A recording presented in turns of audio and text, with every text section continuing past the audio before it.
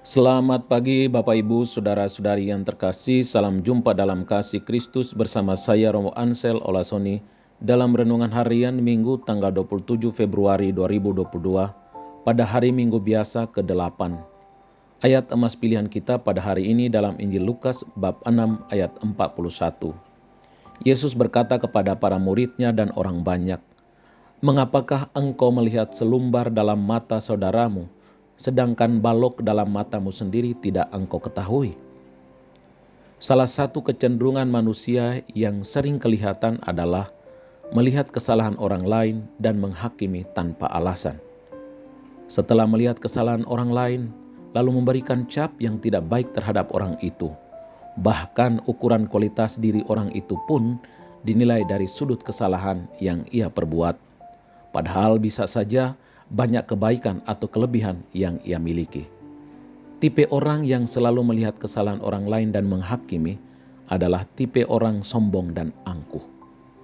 Selumbar yang ia lihat di mata orang lain, itulah yang menutupi matanya untuk melihat balok di dalam dirinya. Selumbar menutupi mata kita, maka kita akan jatuh. Apalagi balok yang menutup mata kita, maka kita akan buta. Buta melihat Tuhan dan buta melihat sesama kita. Akan semakin berbahaya jika begitu gencar melihat kesalahan orang lain, tetapi kesalahan atau kekurangan dalam diri tidak disadari dan tidak diketahui. Ini sebuah sikap yang berbahaya. Yesus hari ini mengingatkan muridnya supaya jangan terlalu cepat, bahkan tidak boleh mencari-cari kesalahan orang lain dan menuding orang lain bersalah tanpa alasan. Seharusnya mereka melihat terlebih dahulu balok di dalam matanya.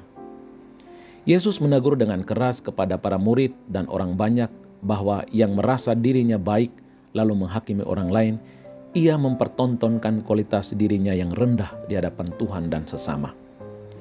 Kita gagal melihat Tuhan yang hadir dalam diri sesama kita bila kita lebih asik melihat selumbar di dalam diri orang lain, membiarkan balok dalam diri kita membebani dan membutakan mata hati kita. Maka hendaklah kita menelusuri hidup kita melalui jalan sederhana menuju kekudusan, yaitu melihat yang baik-baik saja tentang orang lain. Bacalah Injil hari ini, temukan ayat emasmu dan sharingkan kepada sesamamu.